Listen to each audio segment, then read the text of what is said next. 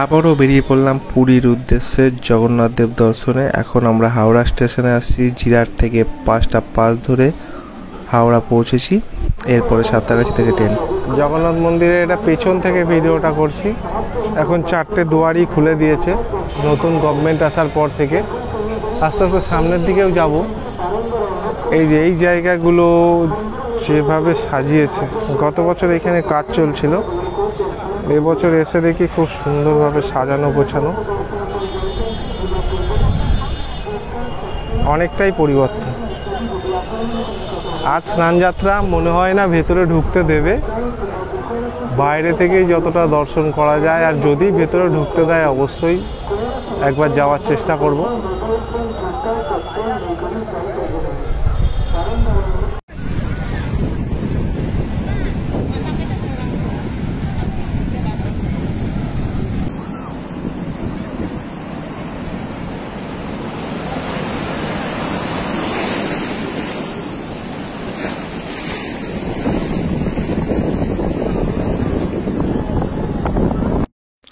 আমাদের ট্রেন রয়েছে সাঁতরাগাছি থেকে 8টা 55, শালিমারপুরি সুপারফাস্ট এক্সপ্রেস।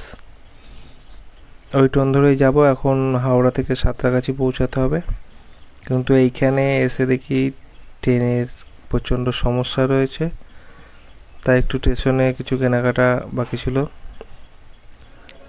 হাওড়া স্টেশনের নিচ থেকে কিছু কিনে নেওয়া হচ্ছে এখন। এরপরে বেরোবো সাঁতরাগাছির উদ্দেশ্যে। তবে সাঁতরাগাছির ট্রেনগুলো এতই লেট ছিল যে মাথা খারাপ করা। এই ট্রেনটা পাবো বলে আমরা আশা করিনি। 7টা 25-এর ট্রেন 8টা 25-এ হাওড়া থেকে ছেড়েছিল। আমরা সাঁতরাগাছি পৌঁছায় 9টা 5-এ। এই সময় ট্রেন চলে যাওয়ার কথা,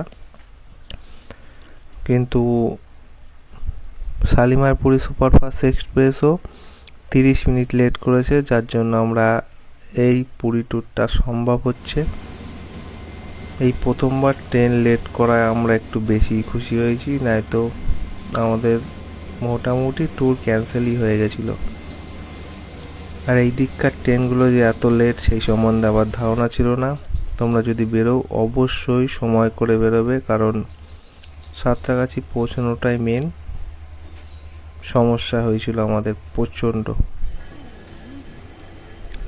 ফাইনালি আমাদের ট্রেন এখন সাঁতরাগাছি থেকে ছেড়ে যাচ্ছে।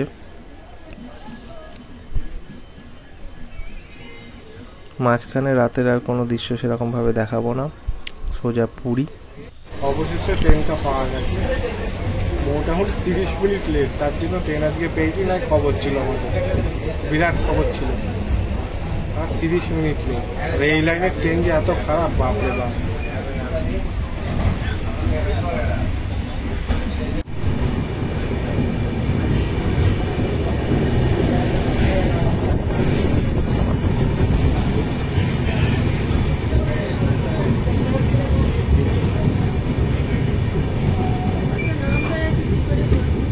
আছে, যাচ্ছি।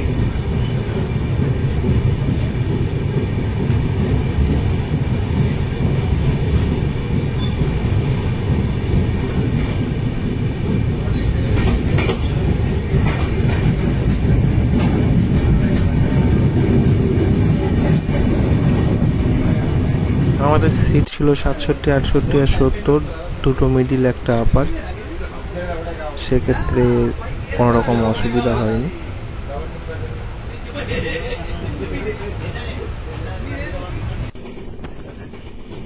এখন আমরা পুরীর প্রায় ঢোকার মুখে। সকালের দৃশ্য, আশেপাশে সবুজ সমস্ত গাছপালা দেখতে দেখতে এগিয়ে যাচ্ছি পুরীর উদ্দেশ্যে। আর কিছুক্ষণের মধ্যে পুরী ঢুকবে ট্রেন।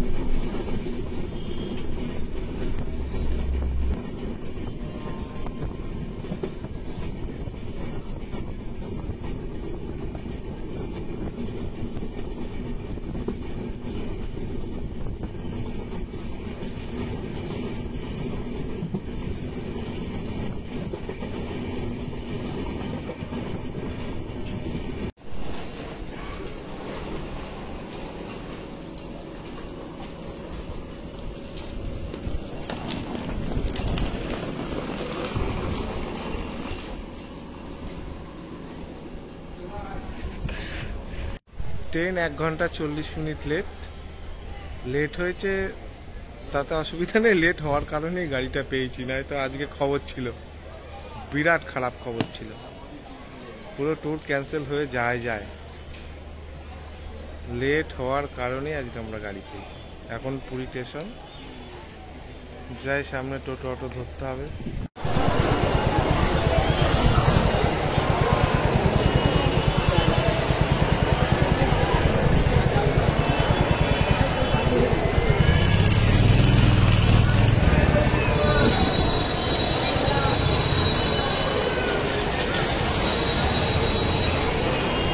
গত বছরের মতো এবছরও আমরা টোটোতেই যাবো ভেবে রেখেছিলাম, কারণ বাকি গাড়ি 300-350 টাকা চাইছিল রিজার্ভ। একমাত্র টোটোই আছে যেটা 100 থেকে 150 টাকার মধ্যে যাওয়া সম্ভব।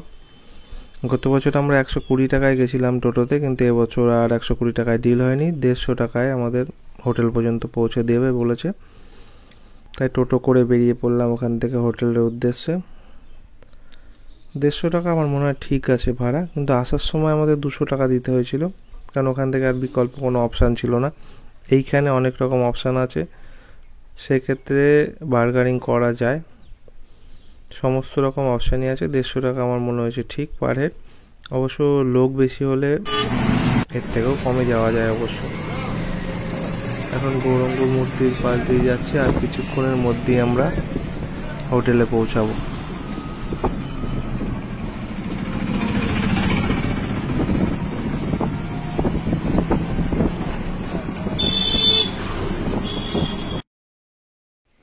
এবছর আমরা ইন্দ্রজিৎ ভবনে ছিলাম, যেটা ক্যামেলিয়া হোটেলের গলিতে অবস্থিত, সমুদ্রের খুবই কাছে।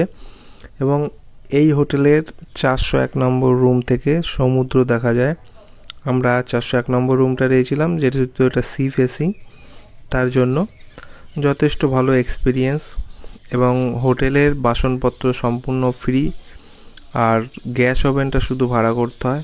বাকি যেগুলো দরকার বাজারও কাছে রয়েছে, আমরা যেহেতু হলিডে হোমে রয়েছি সেই জন্য বাজার করে খাওয়াটাই আমাদের মেন উদ্দেশ্য ছিল। আর এই যে আমাদের হোটেলের এই ভিউটার জন্যই হোটেলটা মেন নেওয়া, আর সমুদ্রের খুবই কাছে। সেই জন্য তোমরা যদি আসতে চাও, আমি ডেসক্রিপশন বক্সে হোটেলের নাম্বার দিয়ে দেবো। আর আমাদের এই রুমটা পড়েছিল মাত্র 700 টাকা। 700 টাকায় সি ফেসিং হোম পুরীতে আর আছে কি না সে বিষয়ে আমার সন্দেহ আছে। তবে যেহেতু একে হোটেলের একটা রুমই আছে যেটা থেকে সমুদ্র দেখা যায়, এই রুমটা সবসময় অ্যাভেলেবেল থাকে না, একটু আগেই বুক করার চেষ্টা করবে যদি রুম দেখে পছন্দ হয়। আর এই হোটেলের বাকি রুমগুলো 500 টাকাতে পেতে পারো তোমরা। 5তলা বিল্ডিং, প্রচুর রুম রয়েছে, সেক্ষেত্রে অবশ্যই ট্রাই করতে পারো। সকাল সকাল এসে আমরা টিফিন করছি। এখন টিফিনে ছিল আমাদের লুচি তরকারি, নিচ থেকেই কিনে এনেছিলাম এটা, আর বাড়ি থেকে কিছু পরোটা ছিল, সেগুলো দিয়ে আমরা সকালের টিফিনটা সেরে বাজারের দিকে যাব। বাজার করে এসে রান্নাবাড়া করতে হবে, রান্না করে সোজা সমুদ্র স্নান, তারপরে বিকালবেলার জগন্নাথ দেব মন্দির দর্শন এবং পুজো দেওয়া, এটাই আজকের প্ল্যান আছে। দেখা যাক। আর এই যে বিছানা থেকে এই রুমকে কিন্তু সমুদ্র দেখা যায়। 2টো জানলা রয়েছে, 2টো ব্যালকনি রয়েছে, ভিউ খুবই সুন্দর। এই রুমটা অবশ্যই একবার ট্রাই করতে পারো, কিন্তু বয়স্করা অ্যাভয়েড করে চলবে, যেহেতু 4তলায় সিঁড়ি দিয়ে উঠতে অবস্থা খারাপ হয়ে যাবে।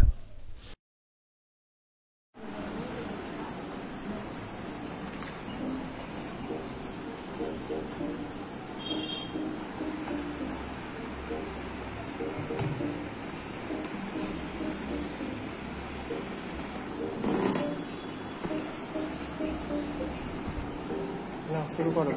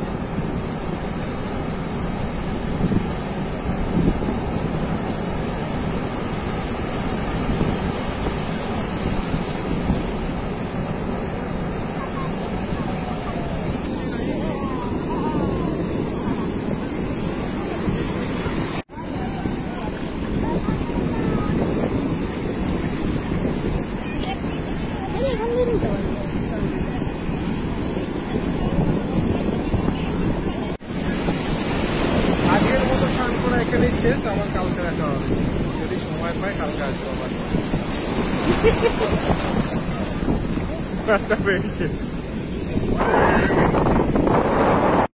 আজকের মেনু ছিল চিকেন কষা আর সাদা ভাত আর স্যালাড।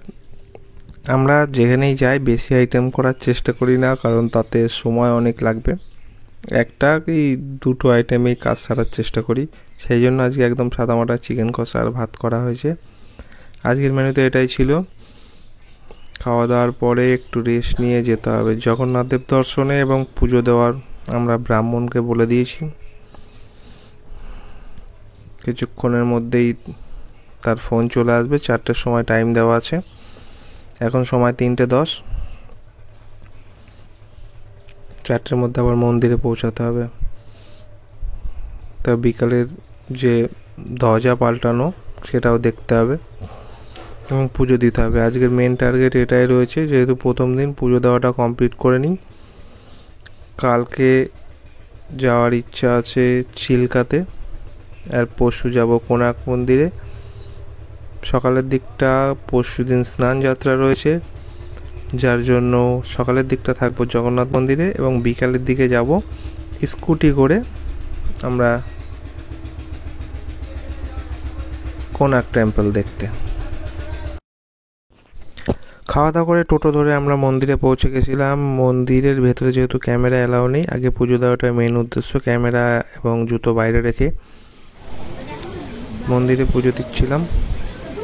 পুজো দিয়ে আস্তে আস্তে আমাদের রাত 9টা বেজে গেছে, কারণ মন্দিরে কীরকম ভিড় হয় সবারই জানা, প্রচণ্ড চাপ।